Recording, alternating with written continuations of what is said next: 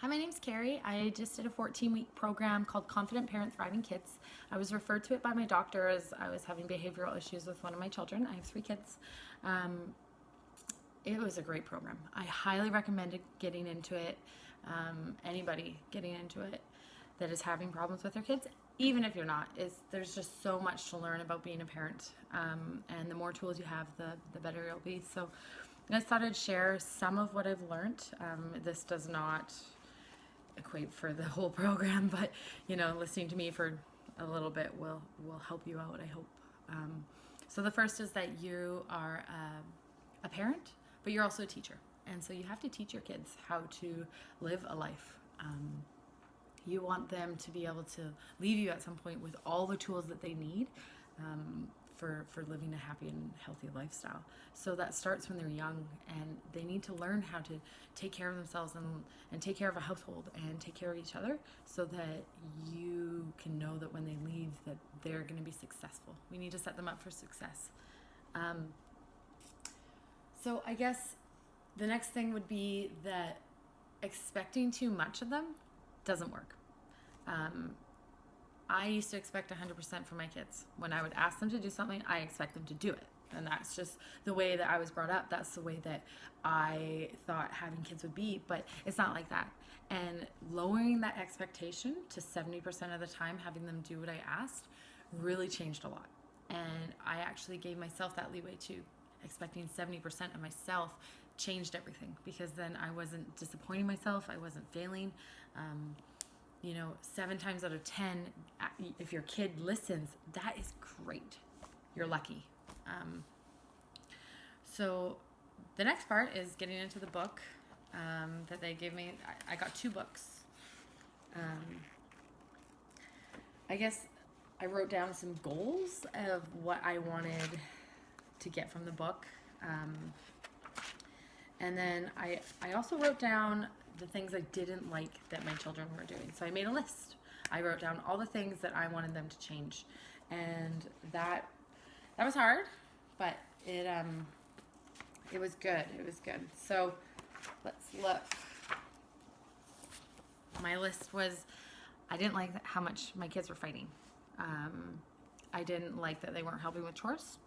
I didn't like that when I asked them to do something, they didn't listen to me. And that when I said no, there was a big freak out and a panic. And so I took the negative of what I didn't like and I turned it into a positive. Okay, so the fighting thing with the siblings, I needed to teach my children how to walk away from a fight. Taking responsibility for routine was the next one.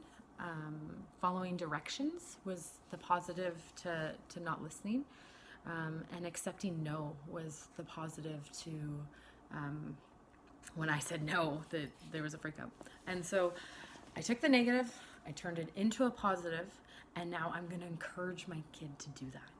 So the first part of that is asking your children how to do things properly. Okay, so if you ask your kid to turn off the TV, hey, can you turn off the TV? How many times do they listen? You're asking them a question. You're not telling them what to do, and there's no time frame. So the proper way to ask a question to a kid, or to tell them what to do, give directions to them, is to say their name. It's who, what, when, and please. So I'll use my name. Carrie, put your shoes away now, please. I look them in the eye. I give a very clear direction. I tell them when to do it, and I say please. And so it's not, will you put away your video game, or will you put the dishes away? It's, Carrie, put your video game away now, please. And I just stand there and I wait. And for the first 2 weeks, don't expect them to listen to that, but eventually they will get the understanding of what you're meaning. And I spent the first 2 weeks in my program just giving good directions, and make sure that you're giving it to them at the right time. Timing is everything. If the last 2 minutes of their show, they're not gonna stop and listen. If they're just about done their food, it's not the right time to tell them to put their dish away. Timing is everything. If they're in the middle of conversation, be polite. They are human. Don't ask them a question. Tell them what to do. Very little words. That's what works good about this, is because it's not too much. Sometimes the kids stop listening. So that's how you do it. Who, what, when, and please. So getting back to the behavior you would like to encourage. So I picked 3. Out of my list, I had quite a list. I picked 3 things that I was going to work on with my kid at a time. Now these things are evolving. They always change because the kids get really good at them. And then I go back and I reassess my list. I make a new list, and I try to find 3 new behaviors that I would like to encourage my children to do. So the 3 that I'm going to go with is disengaging with siblings, accepting no, and following directions. And so what I do is, it's a token program. I come up with some sort of tangible object that I can give my kid. I use something called a kid buck. That's what they give you in the program to use. I also, they look like these. They're just little bucks. You cut them out. They were working for a little while. Then I went to the dollar store and got these little wooden flower things. They put them in a cute little bag, and they're kid bucks. The idea is that when you see your kid doing that behavior that you're trying to encourage, that following directions, that sort of thing, that you give them a kid buck. When they get 3 kid bucks, you can decide how many they need. They get a reward. And so the reward can be anything from time with mom, getting their hair done. It depends, kind of girl or boy, what they like to do. It could be a treat like ice cream, or it can be we get to go to the swimming pool. Something small usually works better for this. I just went to the dollar store and bought a bag of goodies. Like, I put stickers in there, hair elastics, nail stuff. I have girls, so gumballs. Like, it really didn't take much. I went and spent a few dollars. I think my whole kit cost me $20. And so what I do is I say to my kid, I say, hey, I noticed that you are really good at following with directions and walking away from your brother and your sister when there's a fight, and accepting no. And so I kind of described each of those, and I picked a really good time of the day. It was just quiet around the house, and I just went up to her and said, and hey, I wanted to encourage you to do these things more because you're really good at them. And I just wanted you to see that I am listening and I'm watching you for your good behavior. And these are the tokens. And I brought them out and I said, when I call Kid Buck Hour, I'm going to say, hey, I've got the Kid Bucks in my pocket. I'm watching you. And my daughter, she just says, okay. And I say, I'm going to be looking out for these 3 things. And so we wrote a list together and we put it on the wall. And I said, you know, I want you to know that you're doing a really good job with these. And this is how I'm going to show you. And so we practiced. I said, okay, so there was a following directions one. So we practiced all 3 of them. So I said, I'll just use my name. I said, Kaya, can you pass me that pen now? Or no, Kaya, pass me that pen now, please. Because you don't want to ask a question. You want to tell them what to do. And she passed the pen over, and I handed her a kid buck. And so now she already has 1 kid buck, and she's like, oh, well, that was easy. So we practiced the second one, we practiced the third one, and all of a sudden she had 3 kid bucks. And I said, now you have 3 kid bucks, and you get to trade that in for a reward. And so I passed her the bag of stuff, and I said, addition to this bag of things, you can have 15 minutes with mom, or I will do your hair. And so those are the 3 options. You can pick something from the bag. I'll do your hair, or you can have 15 minutes with mom. And I said, okay, so we'll see how it works. And it is amazing. Those 3 things that I chose, they might seem like a bit of a nag to have to remember Kid Buck hour. You know what? A few months later, and she is doing those 3 things in the whole day, not just for an hour a day to try to get Kid Bucks. She has become so good at those things, and she got so good at them through practice and encouragement that she just does it all. And now I've changed those 3 things to different things. So it's a really good system. It works through complete encouragement of, hey, I know you're doing really good in these areas, and these are things that I want to show you that I'm looking for. And the positivity from that is just absolutely amazing. They thrive on it. And so that's the token system. It works really good. Remember to make your tokens tangible, portable, things you can put in your pocket, something that they can give back. And it's a teaching tool so that when they do something good, they get something for it. All right, so that is the first part of the session. I'm going to go into the next one. We talked about emotions and just making sure that if you are feeling emotional, it's okay to back away. If your kids are being emotional, it's support them.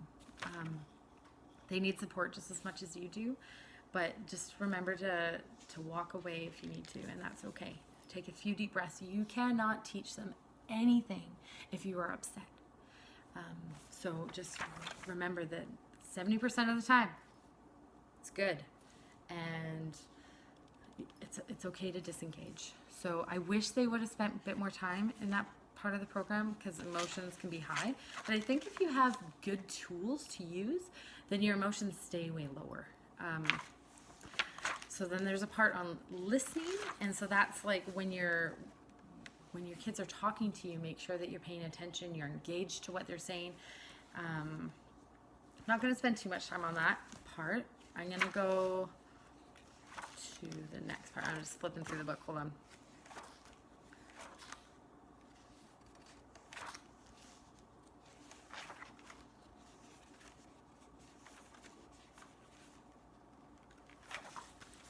So this is on setting limits and discipline.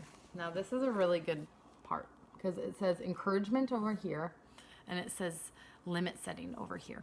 And so this just shows you how much encouragement you have to give for each limit setting, and then how small these things are compared to how big that is. So encouragement is huge, absolutely huge. Okay, so the next step. I don't know if you guys can read this at all. I guess it all depends on what kind of screen you are on. Can you read that? Whoa. Okay, so up here, you give your good direction. Okay? If your kid complies, they get a kid buck, or they get a pat on the back, or a good job, or a thank you. Okay? So if you give your good direction and the kid does not comply, you give them a timeout. If they refuse the timeout, they get a privilege loss, and then the issue is over. If they go to their timeout and they comply with their timeout, then the issue is over. Now, the important part of that is that the issue is over, that the timeout is the tool for teaching. You don't have to go over after your kid have a timeout and berate them and say, you did this wrong, and what did you learn? Apologize. You don't have to do that because the timeout is a huge tool. And it works really well, and it'll keep your guys' relationship way better.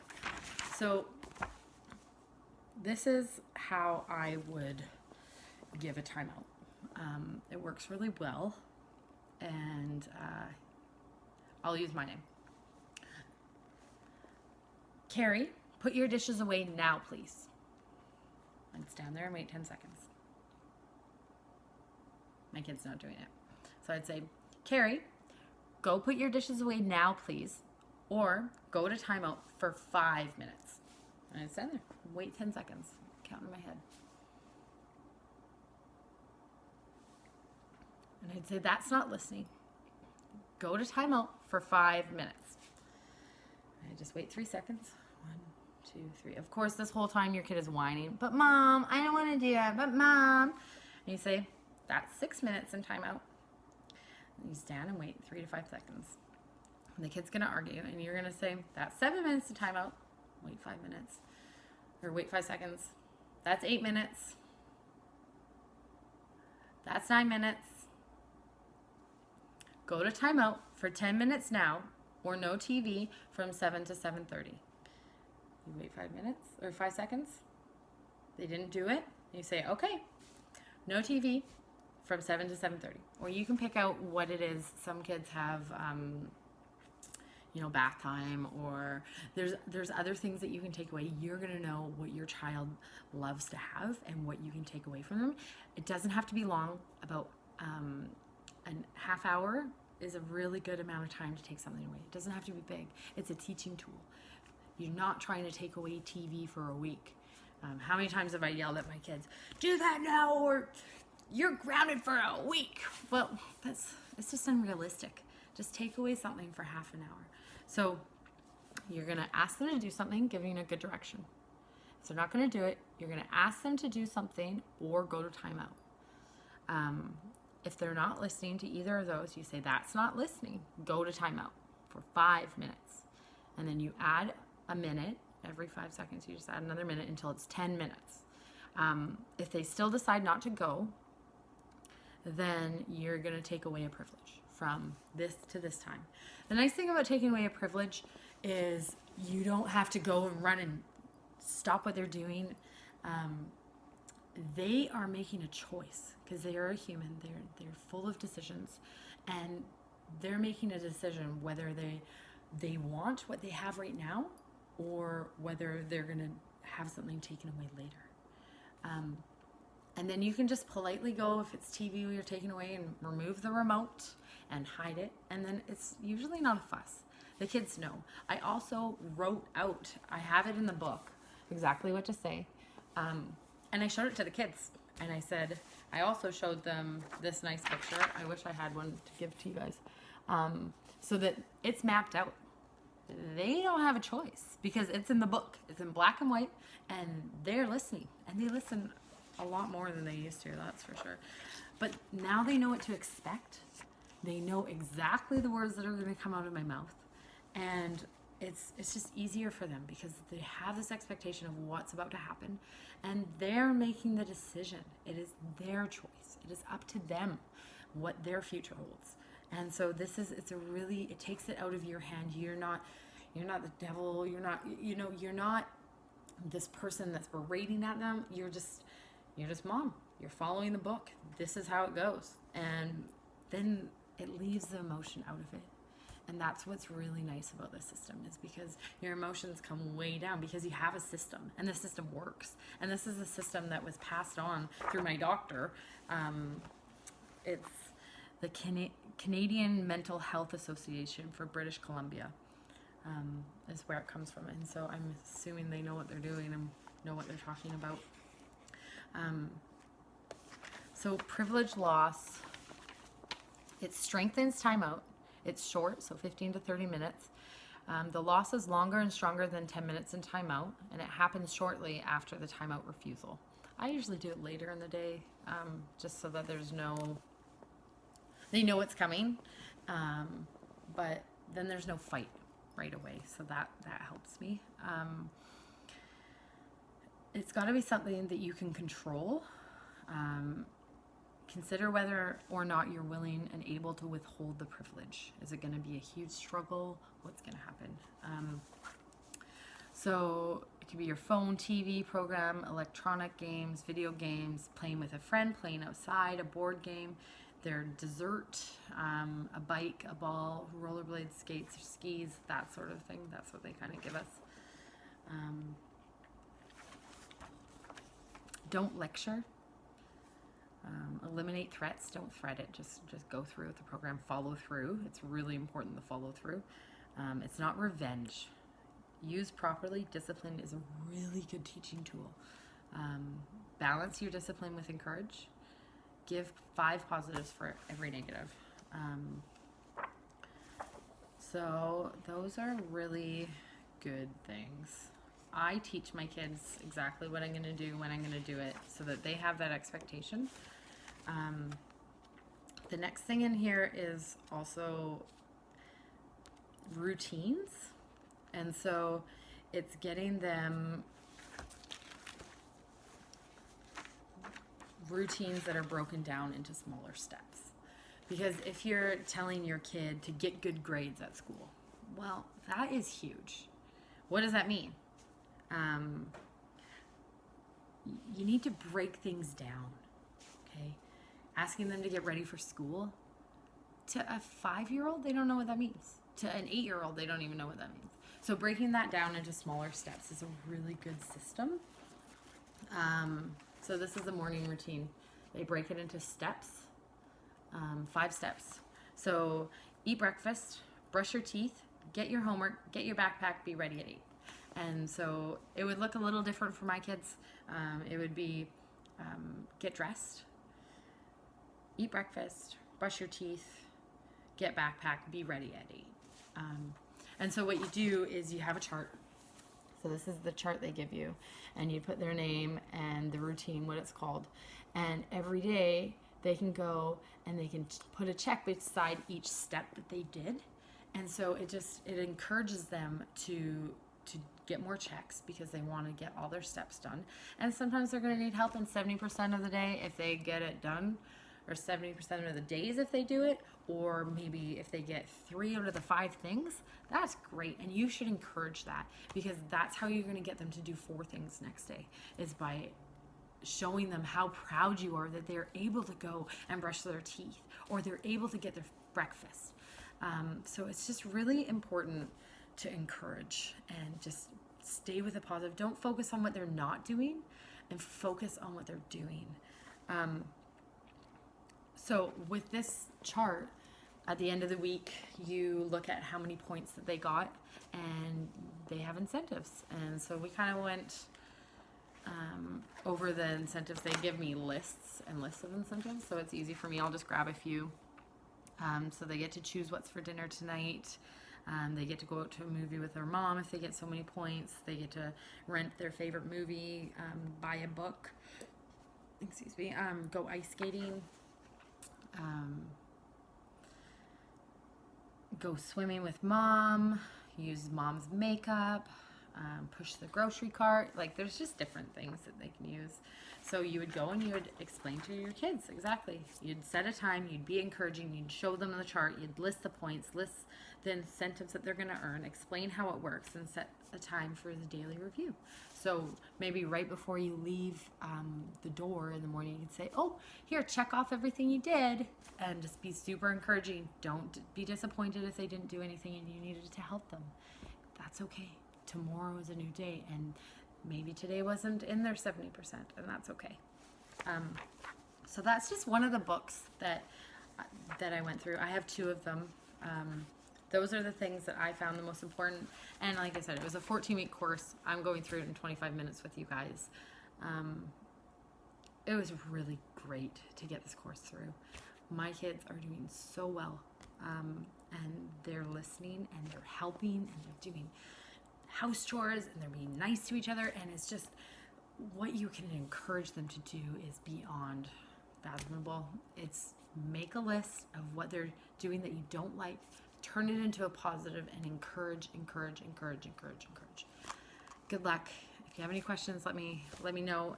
Confident Parents, Thriving Kids is the course, and I highly recommend you do it. Good luck.